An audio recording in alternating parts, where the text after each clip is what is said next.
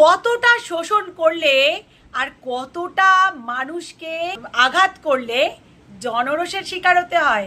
ভাইপোর পর এবার জনরোষের শিকার হলেন কল্যাণ বন্দ্যোপাধ্যায়। তার মাথা দিয়ে রক্ত বেরোচ্ছে।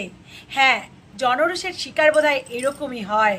দেখুন, আগে যখন কোনো বিরোধী দল যখন আক্রান্ত হতেন তখন এনারা জনরোষের শিকারী বলতেন।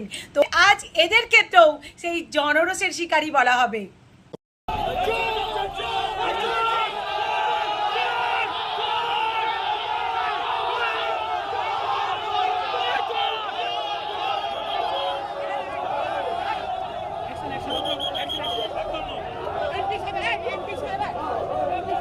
এই মুহূর্তে দেখতে পাচ্ছেন একেবারে কল্যাণ বন্দ্যোপাধ্যায় শুয়ে পড়েছেন।